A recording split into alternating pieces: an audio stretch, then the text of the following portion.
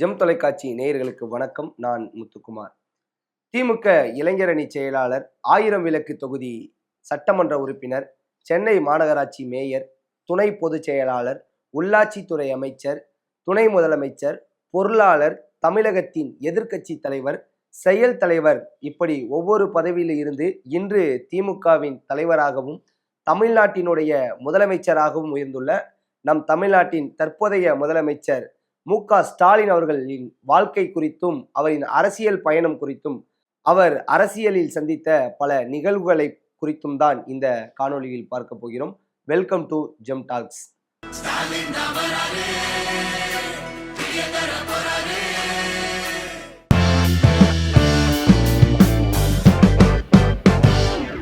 மறைந்த முன்னாள் முதல்வர் மு. கருணாநிதிக்கும் தாயாளு அம்மாளுக்கும் மார்ச் 1, 1953 மூன்றாவது மகனாக பிறந்தவர் தான் மு.க.ஸ்டாலின்.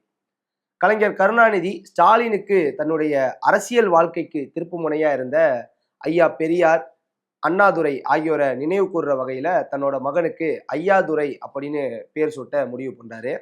ஆனா அந்த தேதியில ரஷ்யாவின் இரும்பு மனிதரான ஜோசப் ஸ்டாலின் நெஞ்சு வலி காரணமா மருத்துவமனையில அனுமதிக்கப்பட்டிருந்த செய்தி உலகம் முழுவதும், குறிப்பா சொல்லணும்னா அந்த கம்யூனிஸ்ட் சித்தாந்தவாதிகளை பெரும் சோகத்துல ஆழ்த்திச்சு அப்படின்னே சொல்லலாம். மருத்துவமனையில அனுமதிக்கப்பட்டிருந்த ஜோசப் ஸ்டாலின் சிகிச்சை பலனின்றி மார்ச் 5 மரணம் அடைகிறாரு. இந்த நிலையில தான் கலைஞர் கருணாநிதி தன்னோட மகனுக்கு ஸ்டாலின் அப்படின்னு பேர் வைக்கிறாரு. ஸ்டாலின் அப்படிங்கிற பெயரை வச்சதாலேயோ என்னமோ ஆரம்பம் முதலே நிராகரிப்புகளும் எதிர்ப்புகளும் அவருக்கு சிறு வயதிலிருந்தே பழக தொடங்குது. ஸ்டாலினின் தொடக்க கல்விக்காக சென்னையில புகழ்பெற்ற சர்ச் பார்க் பள்ளியில அட்மிஷனுக்காக முரசொலி மாறன் அணுகிறாரு. அப்ப அணுகிறப்ப ஸ்டாலின் என்ற பெயரை மாற்றினால் மட்டுமே பள்ளியில அட்மிஷன் தர முடியும் அப்படின்னு திட்டவட்டமா பள்ளி நிர்வாகம் தெரிவிக்குது. இந்த செய்தி கருணாநிதியின் கவனத்துக்கு போன போது அவர் பேரை மாற்றாம பள்ளியை மாற்ற முடிவு செய்யறாரு. அதன் பிறகு கோபாலபுரம் அருகே இருந்த பள்ளி ஒன்றுல தொடக்க கல்வியையும் பின்னர் சேத்துப்பட்டு MCC பள்ளியில அவரோட மேல்நிலை கல்வியும் பயின்ற ஸ்டாலின் அரசியலையும் சேர்ந்தே கற்க தொடங்குறாரு. குறிப்பா சொல்லணும் அப்படின்னு பாத்தீங்கன்னா, திமுகவின் பொதுக்கூட்டங்களுக்கு போறது, தேர்தல் காலங்கள்ல ஒலிபெருக்கியை எடுத்துக்கொண்டு உதயசூரியனுக்கு ஓட்டு போடுங்க அப்படின்னு சொல்றது, இது போன்ற கட்சி பணிகளை ஸ்டாலின் செய்கிறாரு. ஸ்டாலின் படிக்கிற தனது 14வது வயதிலேயே அரசியல் வாழ்க்கையை தொடங்குறாரு. குறிப்பா திமுக முதன்முறையாக ஆட்சி பிடித்த 1967 காலகட்டங்கள்ல பள்ளி மாணவனாக இருந்த ஸ்டாலின் தனது நண்பர்களை எல்லாம் சேர்த்து கோபாலபுரம் இளைஞர் திமுக என்ற அமைப்பை ஏற்படுத்தி தலைவர்களோட பிறந்த நாளை கொண்டாடுவது, சமூக பணி செய்வது என மாணவ பருவத்திலே அரசியல் செயல்பாடுகளில் இறங்கிட்டாரு. இளம் வயதிலிருந்தே ஸ்டாலினுக்கு நாடக கலை மற்றும் அரசியல்ல ஆர்வம் இருக்குது. இவர் நடித்த முதல் நாடகமான முரசே முழங்கு வெற்றி விழா காணுது. அதை தொடர்ந்து பார்த்தீங்கன்னா, திண்டுக்கல் தீர்ப்பு, நீதி தேவன் மயங்குகிறான், நாளை நமதே என திராவிட கொள்கைகளை விளக்கும் பல நாடகங்கள்ல ஸ்டாலின் அவர்கள் நடிக்கிறாங்க. இதே போல திரைத்துறையில நம்ம எடுத்துக்கிட்டோம் அப்படின்னா, தனது நடிப்பாற்றல வெளிப்படுத்திய ஸ்டாலின் ஒரே ரத்தம், மக்கள் ஆணையிட்டால் ஆகிய திரைப்படங்கள்ல நடிக்கிறத மட்டும் தாண்டி குறிஞ்சி மலர் அப்படிங்கிற ஒரு நெடுந்தொடர்லையும் ஸ்டாலின் அவர்கள் நடிச்சிருக்காங்க. இதன் பிறகு பாத்தீங்கன்னா, 1968 நடந்த சென்னை மாநகராட்சி தேர்தலில் திமுகவுக்காக ஸ்டாலின் அவர்கள் பிரச்சாரம் செய்கிறாங்க. அதைத் தொடர்ந்து ஸ்டாலினுக்கு முதல் கட்சி பதவியா சென்னை 75வது வட்ட திமுகவோட பொறுப்பாளராக ஸ்டாலின் நியமிக்கப்படுறாரு. 1975 ஆகஸ்ட் 25 துர்கா என்கிற சாந்தாவை திருமணம் செய்து கொண்டார்.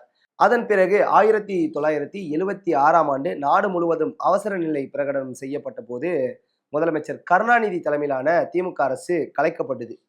அப்ப உள்நாட்டு பாதுகாப்பு பராமரிப்பு சட்டத்துல, குறிப்பா சொல்லணும்னா அந்த மிசா அப்படிங்கிற ஒரு விஷயத்துல ஸ்டாலின் அவர்கள் கைது செய்யப்பட்டு சிறையில கடுமையான சித்திரவதைக்கு உள்ளாகிறாரு. இந்த 1.5 ஆண்டு கால மிசா சிறைவாசம் ஸ்டாலின் அவர்களுடைய அரசியல் வாழ்க்கையில திருப்பு முனையா அமைந்தது அப்படின்னே சொல்லலாம். இந்த சம்பவத்துக்கு பிறகு 1983 மதுரை ஜான்சி ராணி பூங்காவில் நடந்த திமுக மாநாட்டில் இளைஞரணி செயலரா மு.க.ஸ்டாலின் அவர்கள் நியமிக்கப்படுறாரு. இந்த சம்பவம் அவரை அடுத்த நிலைக்கு கொண்டுட்டு போய் உயர்த்துச்சு அப்படின்னே சொல்லலாம். இதன் பிறகு பாத்தீங்கன்னா, தனது கட்டுப்பாட்டில் இருந்த அந்த இளைஞரணி தொண்டர்களோட தமிழ்நாடு முழுவதும் சுற்றுப்பயணம் செய்து பல்வேறு நிகழ்ச்சிகளில் கலந்து கொண்ட ஸ்டாலின் மாநிலம் முழுவதும் இளைஞரணி கட்டமைப்பை வலுப்படுத்துறாரு. 1983 தொடங்கி 2017 வரை திமுக இளைஞரணியின் செயலாளர் பொறுப்பை தன்வசமே வச்சிருந்தார் ஸ்டாலின் அப்படிங்கிறது குறிப்பிடத்தக்க ஒரு விஷயம். பின்பு 1984 நடந்த சட்டப்பேரவை தேர்தலில் 1000 விளக்கு தொகுதியில் போட்டியிட்ட ஸ்டாலின் தன்னோட முதல் தேர்தலிலே வந்து தோல்வி அடைகிறாரு. அதன் பிறகு 1989ஆம் ஆண்டு நடந்த தேர்தல்ல அதே தொகுதியில வெற்றி பெற்று முதல் முறையா சட்டமன்றம் போறாரு. அதன் பிறகு 1991ஆம் ஆண்டு நடந்த தேர்தல்ல 1000 விளக்கு தொகுதியில மீண்டும் தோல்வி அடைந்த ஸ்டாலின் 1996 தேர்தல்ல மீண்டும் வெற்றி பெறாரு. அவர் வென்ற அந்த நேரத்துல திமுக பெரும்பான்மையான இடங்கள்ல கைப்பற்றி தமிழகத்துல ஆட்சி அமைக்குது. அமைச்சரவை பட்டியல்ல கண்டிப்பா வந்து ஸ்டாலினோட பேர் இருக்கும் அப்படின்னு எதிர்பார்க்கப்பட்ட நிலையில அவருக்கு அமைச்சரவையில இடம் வழங்கவில்லை அப்படிங்கிறது குறிப்பிடத்தக்கக்கூடிய ஒரு விஷயம். இதன் பிறகு அதே ஆண்டு 1996ஆம் ஆண்டு நடந்த சென்னை மேயர் தேர்தலில் போட்டியிட்டு நேரடியா மக்களால வாக்களித்து தேர்ந்தெடுக்கப்பட்ட முதல் மேயர் என்ற பெருமையை வந்து மு.க.ஸ்டாலின் வந்து பெறுறாரு. ஸ்டாலின் மேயராக இருக்கும்போதுதான் வந்து சென்னை வந்து சிங்கார சென்னை என்று அழைக்கப்படும் அந்த திட்டத்தை உருவாக்கினார். மு.க.ஸ்டாலின் வந்து மேயர் பதவியில இருந்தபோது துப்புரவு பணிகளுக்கு முன்னுரிமை அளித்து சென்னை நகரத்துடைய குப்பை அள்ளும் முறைகளை நவீனப்படுத்தினார். அதுக்கப்புறம் வந்து பாத்தீங்கன்னா இவரது ஆட்சியில வந்து 9 பெரிய மேம்பாலங்களும் 49 குறுகிய பாலங்களும் வந்து கட்டப்பட்டுச்சு. இது தவிர 18 முக்கிய சாலை சந்திப்புகள்ல பூங்காக்களும் நீரூற்றுகளும் வந்து அமைச்சு தந்தது வந்து ஸ்டாலின் அப்படின்னு வந்து சொல்லலாம். அதையும் தாண்டி வந்து 81 பூங்காக்கள் சுத்தப்படுத்தப்பட்டு பராமரிக்கப்பட்டது. சென்னை மெரினாவில் வந்து மரக்கன்றுகள் நடப்பட்டது.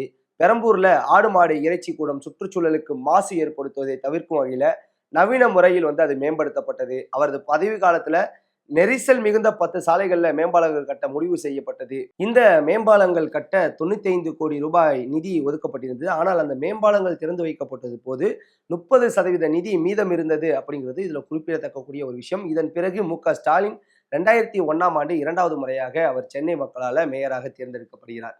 2002ஆம் ஆண்டு அப்போதைய முதல்வர் செல்வி ஜெயலலிதா கொண்டு வந்த ஒரே நபர் இரு அரசு பதவிகளில் இருக்க முடியாது அப்படிங்கிற சட்ட திருத்தத்தால தனது சட்டமன்ற உறுப்பினர் பதவியை வைத்துக்கொண்டு மேயர் பதவியிலிருந்து விலகுறாரு மு.க.ஸ்டாலின்.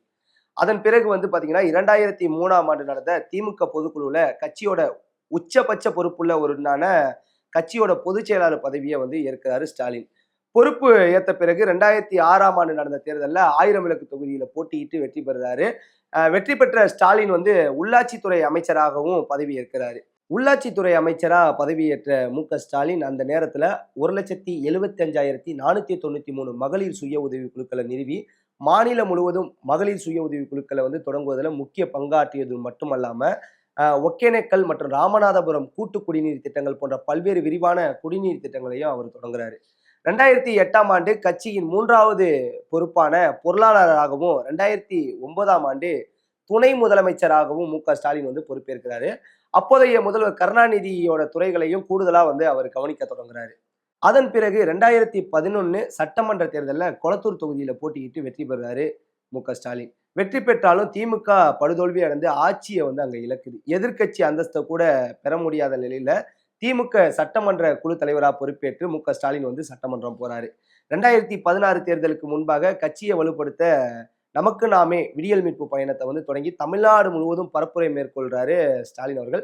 அந்த தேர்தலையும் குறிப்பா சொல்லணும்னா 98 இடங்கள் வரைக்கும் வென்று ஆட்சி அமைக்கிற வாய்ப்பை வந்து திமுக இழக்குது. வயது முதிர்வு காரணமாக அவரது தந்தை கருணாநிதியால கட்சி பணிகளை கவனிக்க முடியாத நிலையில செயல் தலைவர் என்ற புதிய பொறுப்பு உருவாக்கப்பட்டு அவருக்கு தரப்படுது. முன்னாள் முதலமைச்சர் கலைஞர் கருணாநிதியோட மறைவுக்கு பிறகு 2019 நாடாளுமன்ற தேர்தலில் ஸ்டாலின் தலைமையிலான மதச்சார்பற்ற முற்போக்கு கூட்டணி வந்து சந்திக்குது. இந்த தேர்தலில் தமிழ்நாடு மற்றும் புதுச்சேரியில மொத்தம் உள்ள 40 நாடாளுமன்ற தொகுதிகளில் 39 தொகுதிகளை வென்று அமோக வெற்றி பெறுது. மேலும் ஒன்று சொல்லணும் அப்படின்னா 21 இடைத்தேர்தல்கள்ல 12 இடங்களையும் திமுக வென்றிருக்குது அப்படிங்கிறது குறிப்பிடத்தக்கக்கூடிய ஒரு விஷயம். நாடு முழுவதும் பாஜக வெற்றி பெற்று ஆட்சி அமைத்த அந்த நிலையிலையும் தமிழகத்துல திமுக கூட்டணி அதிக இடங்களை வெற்றி பெற்றது மூலம் நாடாளுமன்றத்துல 3வது பெரிய கட்சியா திமுக உருவெடுக்குது. மு.க.ஸ்டாலின் தலைமையில் 2021ஆம் ஆண்டு நடந்த சட்டமன்ற தேர்தலில் போட்டியிட்ட திமுக 132 இடங்களை பிடித்து வெற்றி பெறுது. இந்த வெற்றி பெற்றதன் மூலம் திமுக 10 ஆண்டுகால தொடர் தோல்விக்கு முற்றுப்புள்ளி வைத்து கட்சி அரியணை ஏற்றுனது அப்படின்னு வந்து குறிப்பிடத்தக்கக்கூடிய ஒரு விஷயம். உலகையே ஆட்டி படைத்து வந்த கொரோனா தொற்றுக்கு மத்தியில ஆட்சி பொறுப்பேற்ற முதலமைச்சர் மு.க.ஸ்டாலின் ஆக்சிஜன் தட்டுப்பாட்டை போக்க போர்க்கால அடிப்படையில் எடுத்த அந்த நடவடிக்கைகள் பலரின் பாராட்டுகளை பெற்றது அப்படிங்கிறது யாராலையும் மறுக்க முடியாத ஒரு உண்மை அப்படிங்கிறது இந்த இடத்துல சொல்லியாகணும். முதலமைச்சராக ஆன பிறகு மு.க.ஸ்டாலின் அவர்கள் உங்கள் தொகுதியில் முதலமைச்சர், மகளிர் இலவச பேருந்து பயணம், ஆவின் பால் விலை குறைப்பு, மக்களை தேடி மருத்துவம், வேளாண் நிதிநிலை அறிக்கை தாக்கல், இல்லம் தேடி கல்வி, நான் முதல்வன், முதலமைச்சரின் காலை சிற்றுண்டி திட்டம் உள்ளிட்ட திட்டங்கள் ஸ்டாலினுடைய ஆட்சி காலத்துல கவனிக்கப்பட்ட திட்டங்களாக இன்று வரை மக்களிடத்துல சென்று கொண்டிருக்கிறது. இப்படி அதாவது ஒரு கட்சியில் ஒரு 14 வயது மாணவனாக கட்சி பணியாற்றி தற்போது தமிழகத்தினுடைய முதலமைச்சராக இருக்கக்கூடிய திரு மு.க.ஸ்டாலின் ஐயா அவர்களுடைய வாழ்க்கையை பற்றியும் அவர் கடந்து வந்த இந்த பாதையை பற்றியும் இன்று கவனித்தோம். இது போன்று உங்களுக்கு எந்த கட்சியுடைய வரலாறு, எந்த தலைவருடைய வரலாறு தேவையோ கீழே இருக்க கமெண்ட் பாக்ஸ்ல பண்ணுங்க. மீண்டும் இன்னொரு காணொலியில உங்களை சந்திக்கிறேன். அதுவரை உங்களிடமிருந்து விடைபெறுவது உங்கள் முத்துக்குமார்.